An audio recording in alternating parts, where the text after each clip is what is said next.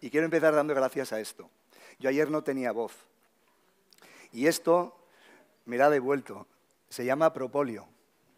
Y esto es tan importante como todos y todas los aquí presentes. Sin esto, lo que yo voy a hacer, y me va a costar, sería absolutamente imposible. A veces pienso que diálogos, en vez de dialogar nosotros y nosotras, en cierto modo nos dialoga. Yo no sabía de lo que iba a hablar Guillermo, pero lo que voy a hablar yo es su exacto contrario. Iba a decir su antítesis, pero quiero que sea complementario. Yo, al contrario que Guillermo, no sé nada de comida.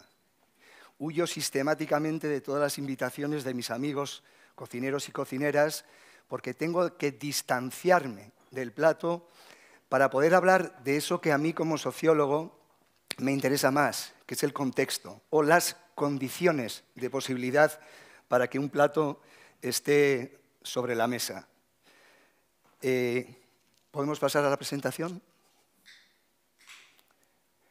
Así es como se titula mi ponencia. Ni siquiera la tituló yo, la tituló Sasha y me pareció un título fantástico. Pases desde el medio campo. Podía hablar de quién soy y podría decir, como dijo Javi Vergara hace poco, el sábado en Gaztelubide, el domingo, perdón, cuando estuvimos en la cena y le preguntó Brava, ¿y este quién es? Y Javi dijo, este es un agitador. Básicamente vengo a provocar en el sentido etimológico del término. Provocar significa producir voces. Por tanto, sí, vengo a agitaros un poco, porque antes lo comentaba con Diego, creo que ayer se puso en evidencia, y lo ha dicho también José Mari esta mañana, que la gastronomía está viviendo, afortunadamente, tiempos muy agitados. Pero más que decir quién soy, y esta es una idea que sería la idea que me gustaría que quedase clara en esta intervención, más que preguntarnos por quiénes somos, tenemos que preguntarnos hoy en día por dónde estamos.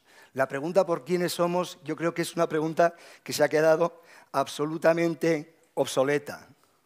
La modernidad ya ha pasado, tenemos que hacernos nuevas preguntas. ¿Dónde estoy? Esta es la magia de diálogos. Estoy entre un creativo de publicidad y el director deportivo de un club de fútbol. ¿Qué puedo hacer yo entre Guille y Olave, que vendrá a continuación? Lo que he tratado de hacer es básicamente un anuncio de botas de fútbol.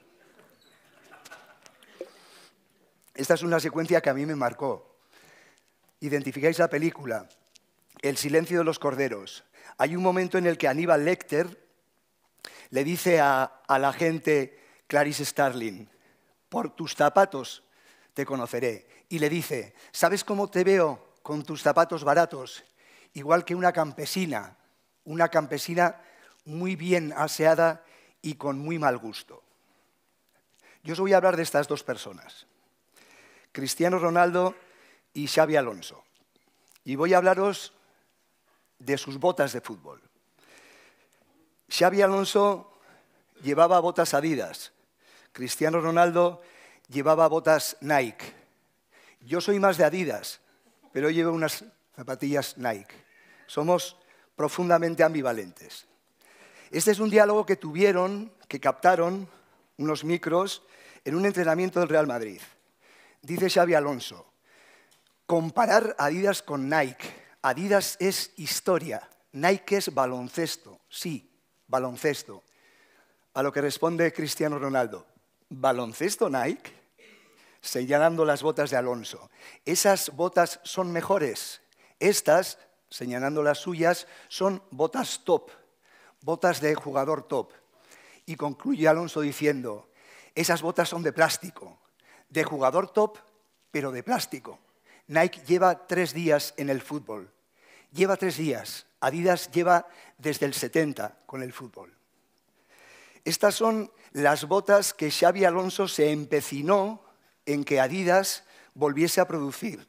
Eran las botas de la final del Mundial de 1974 que llevaba puestas el Kaiser, Franz Beckenbauer.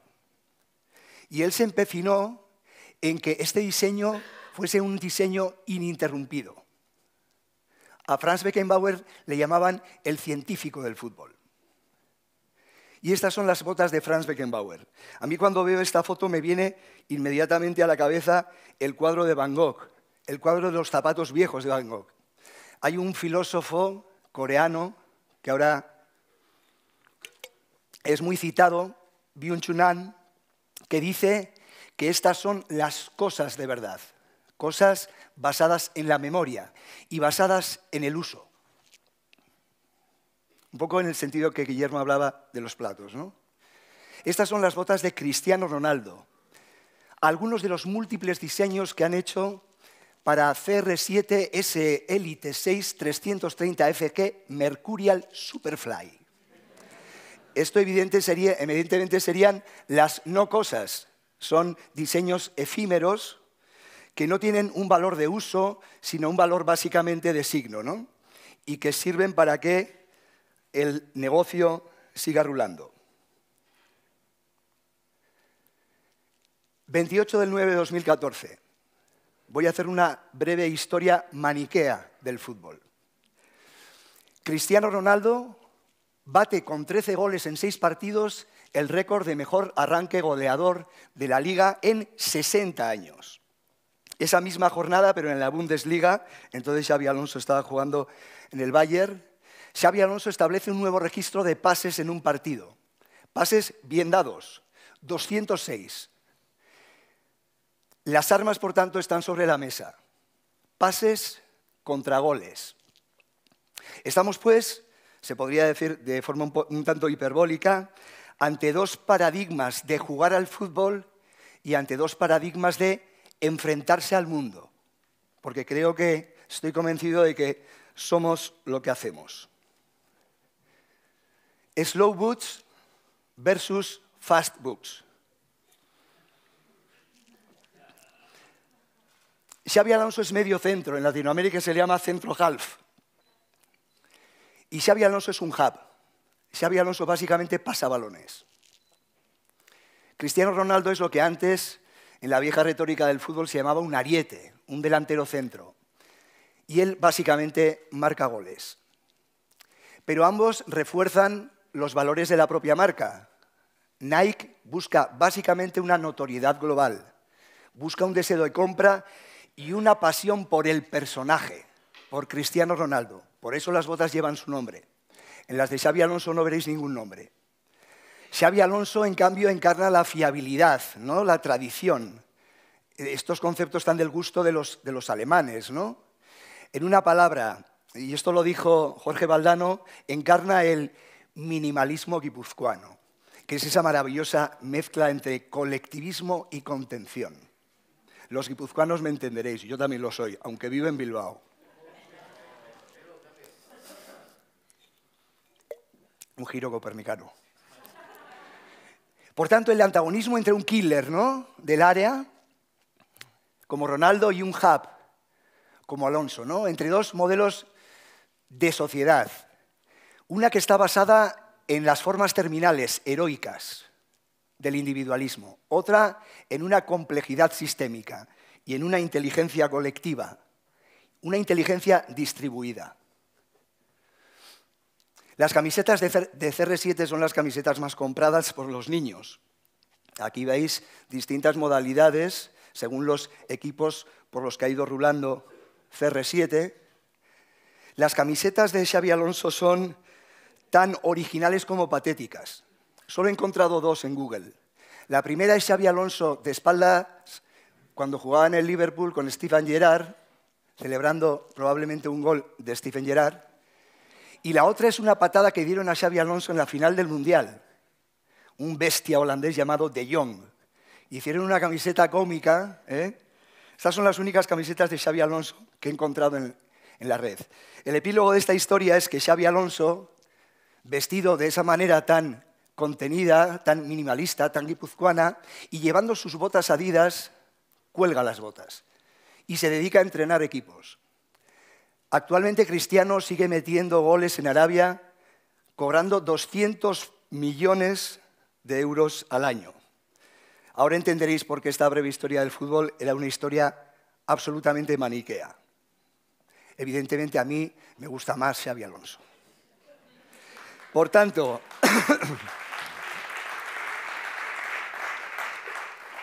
Maniquea porque creo que en esta foto, si la revisamos, si la vemos de otro modo, estamos viendo que Cristiano mira arriba y seguramente esté viendo su propio reflejo como Narciso en la pantalla del estadio.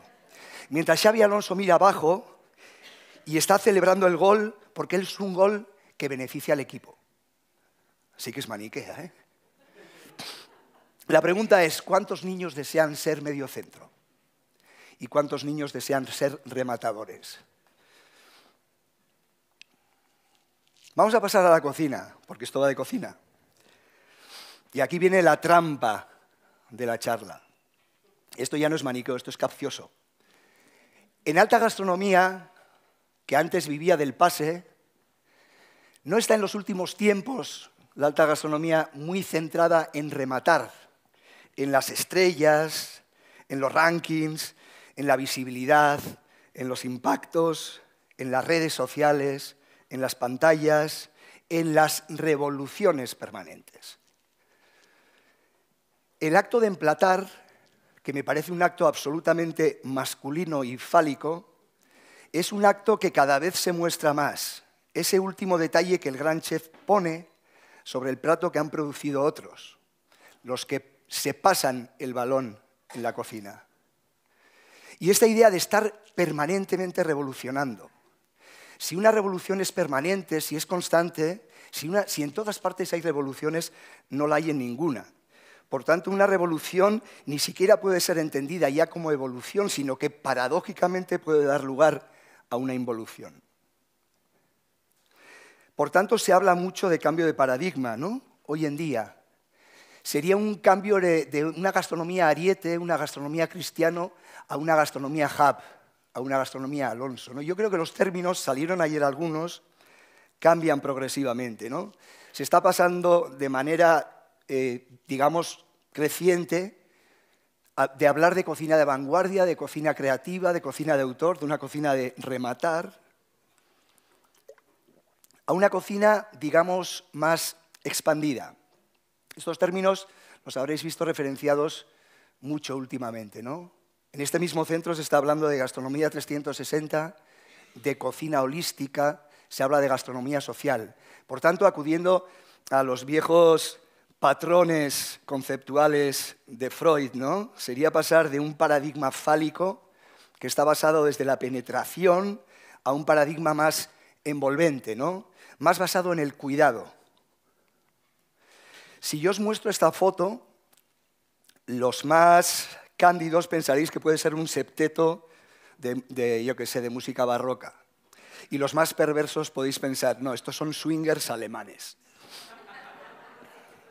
En realidad son los que inventaron las vacunas contra el COVID. Nadie los conoce, están en el anonimato. ¿Pero por qué están en el anonimato? Yo eso lo he aprendido con Juan Carlos. Porque la ciencia es necesariamente un sistema experto. Una inteligencia colectiva, una inteligencia distribuida. ¿Por qué? Porque solo siendo eso puede estar a la altura de la complejidad de aquello a lo que se está enfrentando. En este caso, el COVID. Había un sociólogo alemán que se llamaba Niklas Luhmann que decía, la única forma de enfrentar la complejidad es generar más complejidad. Yo creo que esta gente y su sistema experto, toda la gente que ha colaborado con ellos, han conseguido ser isomorfos, tener la misma forma de aquello que pretendían combatir. Han actuado de manera viral y colaborativa.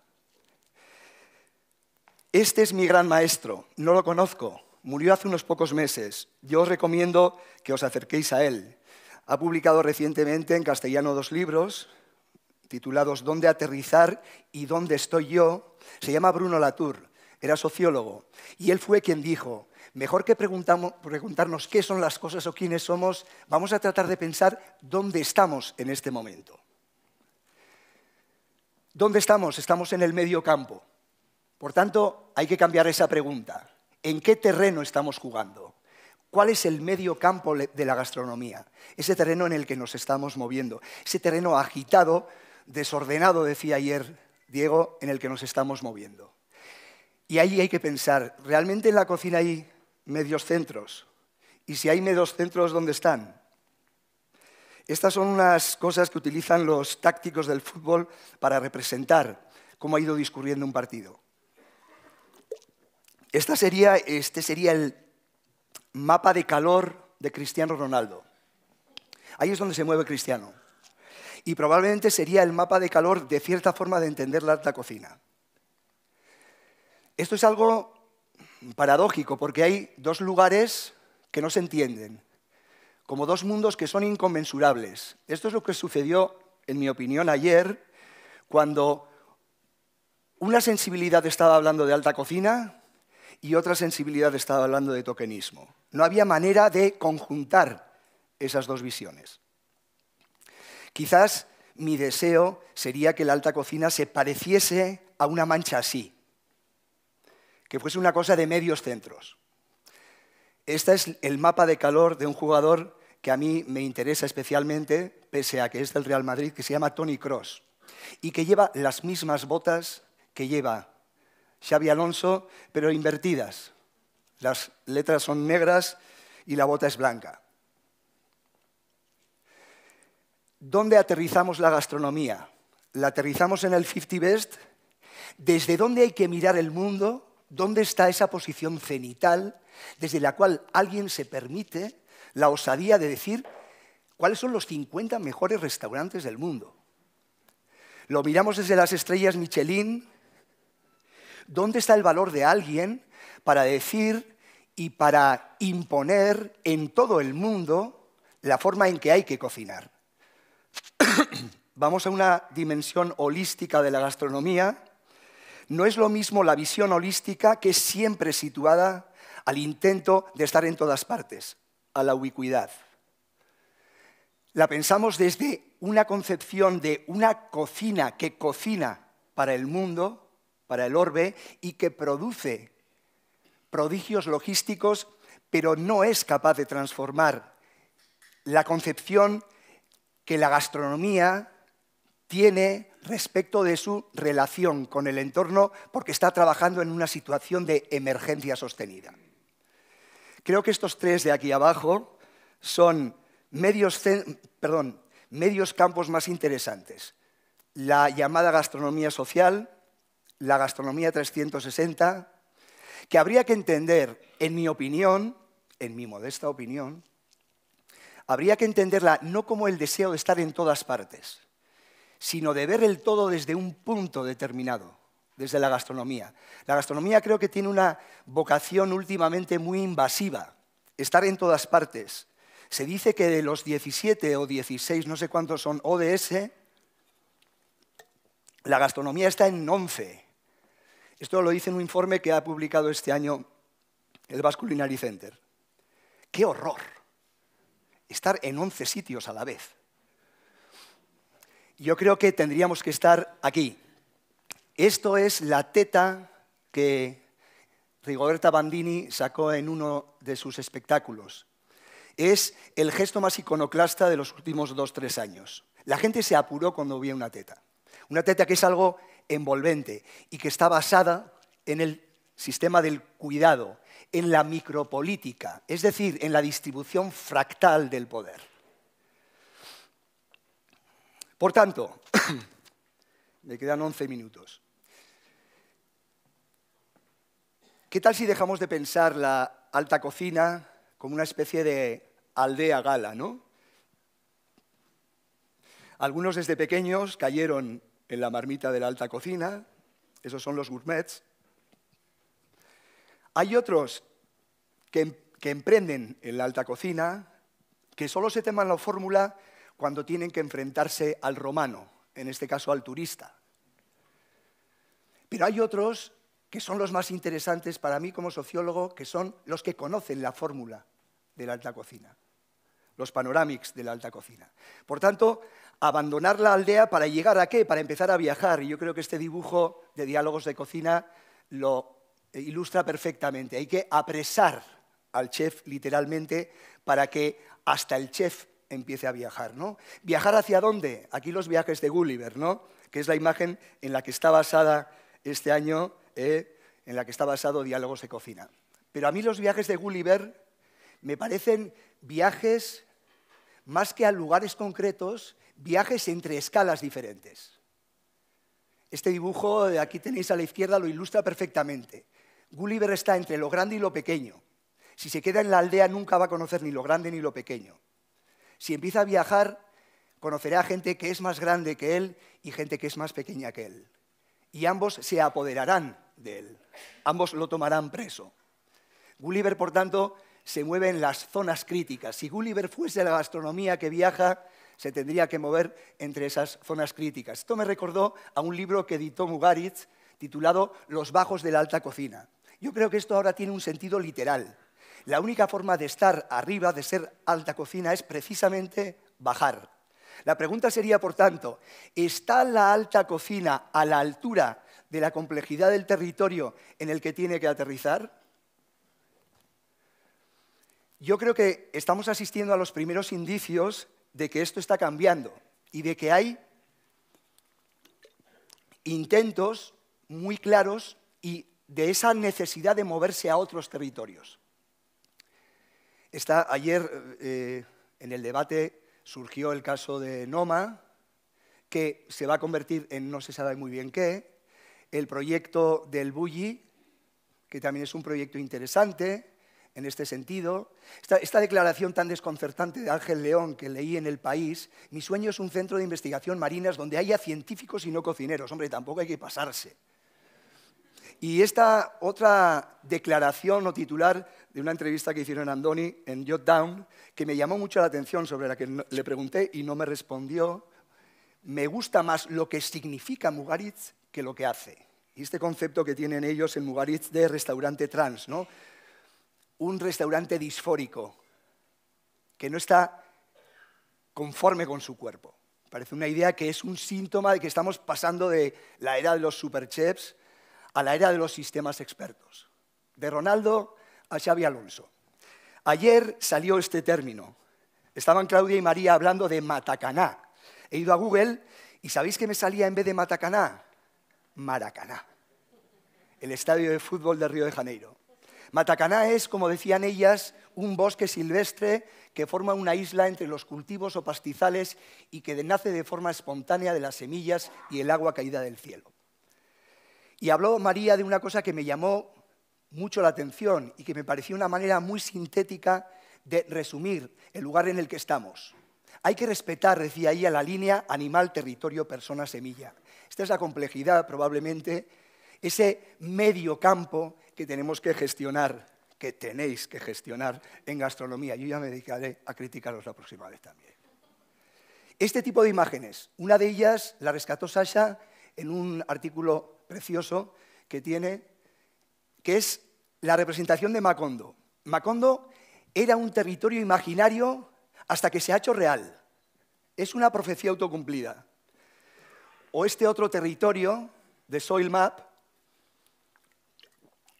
Dan Saladino habló ayer de una cosa fantástica. Habló del microbioma y habló del microbioma o la microbiota de la Tierra. La Tierra, esa zona crítica en la que nos movemos, tiene esta representación gráfica. Por tanto, son territorios reales algunos e imaginarios que se parecen muchísimo en sus formas.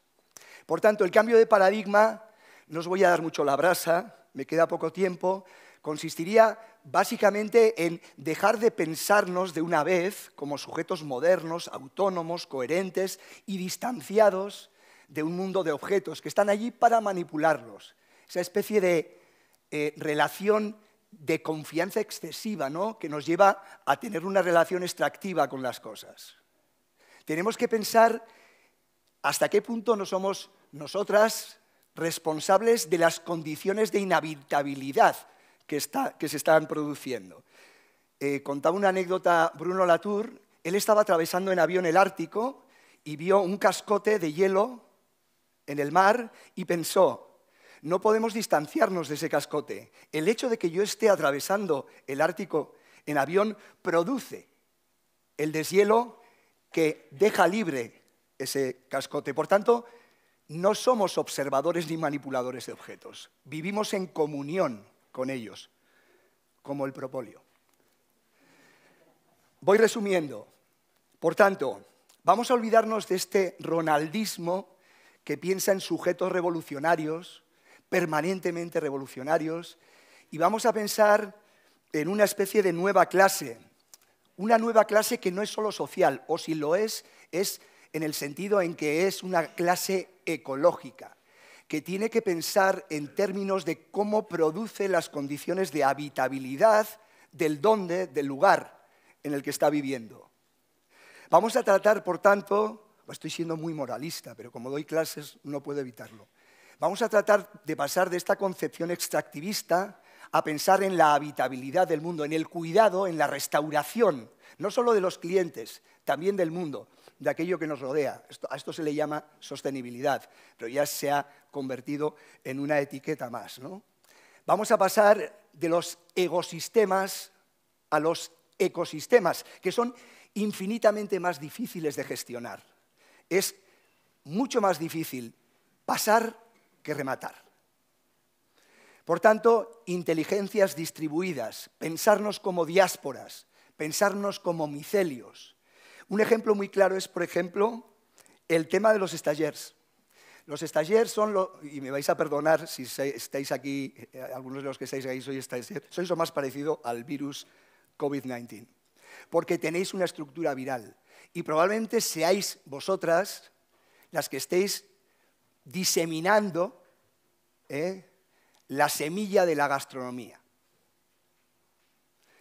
Y finalmente, vamos a pensar en que los entornos a los que nos estamos enfrentando, el mundo que estamos cocinando y que nos cocina a nosotros, es un mundo profundamente heterogéneo. Y termino con 4 tips. Yo hablaría de una gastronomía expandida. Una gastronomía medio centro, centro-half, que tiene que distribuir pases entre escalas muy distintas, de lo más macro a lo más micro. La escala a la que estamos más acostumbrados es esa que dice, ¿no? Somos como comemos. Esta es una zona de confort para los sociólogos, porque los sociólogos básicamente analizamos el contexto social, cultural de la gastronomía. Por tanto, nuestro gran hit es la comensalidad. Yo no me encontraba cómodo en esa zona. Yo también tuve que viajar, salir de mi caja, salir de mi disciplina, ir a esas otras escalas, ¿no? Yo creo que ya es vox populi o se ha interiorizado en el imaginario social que somos lo que comemos. Por tanto, hay una sensibilización creciente de la importancia que tienen los alimentos que ingerimos, que atraviesan la frontera de nuestro cuerpo, del dentro y el fuera, ¿no? Esa distinción tan antropológica. Por supuesto, y ayer Dan Saladino lo puso en evidencia, somos lo que come nuestra microbiota. Esto es el nivel de lo nano, es probablemente el más difícil de alcanzar. Se empieza a hablar ya de la materia oscura de la alimentación. Y finalmente, y este también es muy difícil de asimilar desde el sentido común, el nivel sistémico. Esta es una frase de Michael Pollan que dice: somos lo que come lo que comemos. Somos producto de la calidad del suelo en el que crece el pasto que come la vaca cuya chuleta vamos a degustar. Voy terminando. Por tanto, ¿por qué no pensamos con las tripas? ¿Por qué no pensamos como las tripas? El edificio del Basque Culinary Center dicen: esto es como un plato sobre otro. A mí me parece un intestino, claramente. Es un edificio que te traga desde la puerta y te va bajando, y a medida que vas, digamos, recorriéndolo, vas digiriendo la idea de la gastronomía. Me parece un diseño perfecto y luego te expulsa por el culo a una maravillosa pradera. ¿Por qué no pensamos con las tripas y con la complejidad sistémica que tiene nuestro intestino, la microbiota, y no solo nos pensamos como seres racionales cuyo cerebro se está paulatinamente atrofiando y que tiene solo unas pocas sinapsis activas? Desafío. He salido del plato nos ha hablado y muy bien Guillermo. Ahora vuelvo al plato. El desafío que os lanzo a cocineras y cocineros es cómo hacer platos para pensar esa complejidad. Es decir, ¿se puede pensar el plato como una especie de dispositivo de conocimiento sobre no lo que contiene el plato, sino sobre sus condiciones de posibilidad? Si vivimos en tiempos agitados, en tiempos desordenados, en tiempos de controversia, en tiempos de debate, ¿cómo podemos hacer para trasladar eso, y eso sería la magia, la alquimia de la gastronomía, a un plato y poder experimentarlo, no cuando lo comemos, sino cuando nos come? Muchas gracias.